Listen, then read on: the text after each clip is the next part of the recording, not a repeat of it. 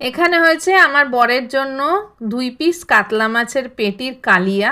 প্রথমে আমি বলেছিলাম যে দই কাতলা করি, তো বললো না কাতলা মাছের কালিয়া করো, দই কাতলা ভালো লাগে না ওর অত। তো এখানে 2 পিস কাতলা মাছের কালিয়া করছি, রাত্রিবেলা এসে খাবে, এই বেলা নেই, সে ভোর ভোর বেরিয়ে গেছে অফিসে যাওয়ার জন্য। তো পেঁয়াজ আদা রসুন দিয়ে টক দই আর একটু কাশ্মীরি রেড চিলি দিয়ে এই 2 পিস কাতলা মাছের কালিয়া করেছি, সে রাত্রে এসে খাবে। আর আমাদের জন্য অন্য রকমের মাছ করেছি, সে খায় না। আর এইটা হচ্ছে দেখো শাপলা ঘন্ট করছি ইলিশ মাছের মাথা দিয়ে। মাথাটাকে একটুখানি ভেজে নিয়ে তারপরে এর মধ্যে রাঁধুনি আর সর্ষে ফোড়ন দিয়ে কাঁচা লঙ্কা দিয়ে এই শাপলাটা করছি। এটা তোমাদেরকে যখন ওই কী কী রান্না করেছি তখন এটা দেখাবো। জাস্ট আমি এখন দেখালাম যে কিভাবে রান্না করছি। আর এর মধ্যে সেরকম কোনো মশলা লাগে না, এটা এরকম খেতেই খুব ভালো লাগে। আর এইটা আমি জাস্ট প্রিপারেশান করে রেখেছি, এরপরে এটাকে বসাবো। তো তোমরা আশা করি বুঝতেই পারছো যে কী রান্না করতে চলেছি। তো এরপরে যা যা ভিডিওতে আছে আমি তোমাদেরকে দেখাচ্ছি। তো এখানে আমার রান্নাবান্না সব শেষ।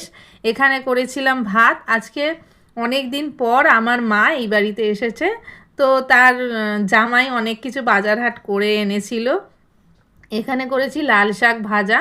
তো যেহেতু ও নেই, আমরা 4 জনেই খাবো, মা, মামুনি, বাবা আর আমি। ওখানে লাল শাক ভাজা 4 জনের জন্য করেছি। আর দেখো এই যে হচ্ছে শাপলা ঘন্টটা, একদম ভাঙে না, গোটা গোটাই থাকে কিন্তু নরম হয়ে যায়। যদি একটু নুন মাখিয়ে রেখে তারপরে হাই ফ্লেমে যদি এটাকে ভালো করে ভাজা ভাজা করা যায়, লাস্টে একটু ঢেকে দিলে ঝোলটা বেরিয়েছে, খুব ভালো লাগে। কোনো মিষ্টি টিষ্টি লাগে না, খুব সুন্দর লাগে এটা খেতে। করে দেখো, মানে যারা যারা জানো না করে দেখো। আর এই যে আমার বরের জন্য কাতলা মাছের কালিয়া, বেশ শুকনো শুকনো করেই করেছি।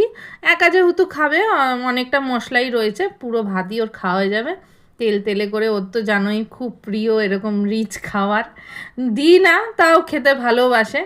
আর এই দেখো লাস্টে তোমাদেরকে দেখাচ্ছি কলা পাতায় ইলিশ মাছ ভাপা। এটার মধ্যে একটু সাদা সর্ষে, একটু কালো সর্ষে আর নারকেল বাটা দিয়ে করেছি।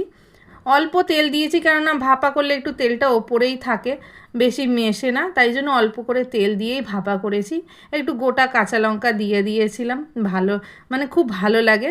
একটু নুন হলুদ দিয়ে কাঁচা লঙ্কা পেস্ট আর এইগুলো দিয়ে বানিয়েছিলাম আজকে, যেহেতু মা এসছে একটু স্পেশাল রান্নাই করেছি অনেক দিন পরে। আর এখানে শেষ পাতে ছিল মিষ্টি, তো একটু রসগোল্লা রেখেছিলাম। তো আজকে এই হয়েছে মেনু। কেমন লাগলো অবশ্যই কমেন্ট করে তোমরা আমায় জানিও।